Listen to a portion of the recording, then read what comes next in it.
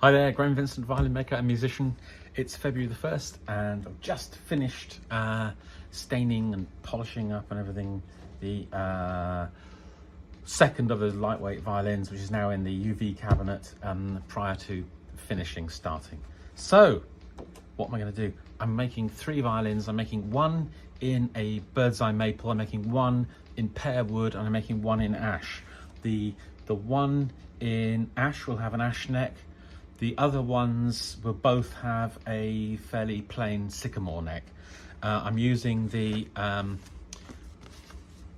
same form as the last few violins. Probably won't show you all the steps as I go. I mean, basically my plan with these videos over the next month is it's just going to be an insight in what I'm up to at the time in the workshop, because I've got to work flat out to get these 3 violins ready in as fast a time as is possible, because I have a deadline of the Maker's Day in London coming up in the first week in March, and I'd love to have something to take with me. I've got a couple of violins in stock, but it would be great to have a few more. So it's all out race to get ready for that. I've made many different types of mold, internal mold over the years, and this is the one I used on the last lot. I think you can see how that works. I mean, basically you unscrew that plate and then you can remove all those bits and pieces, but this is what I'm using this time. Okay, so the thinking here is this is so fast to make, literally 10 minutes from start to finish.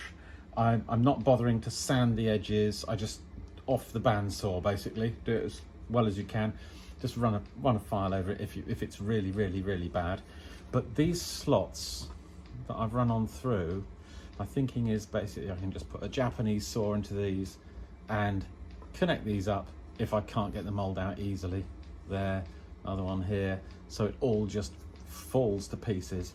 And because this is just a bit of scrap NDF, and because it takes 10 minutes investment, it's actually, I reckon, sort of faster to do that than it is to put in the hours and hours that I put in to make these.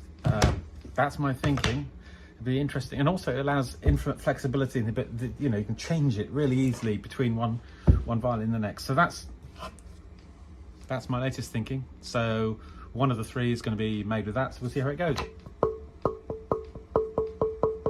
Yep, that sounds like corner blocks. So the corner blocks and the end blocks stuck to the molds.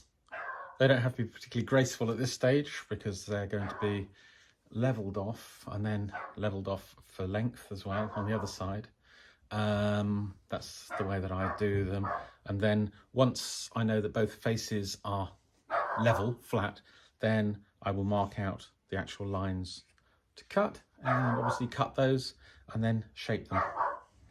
Thursday the 2nd of February, got all the blocks onto the 3 molds.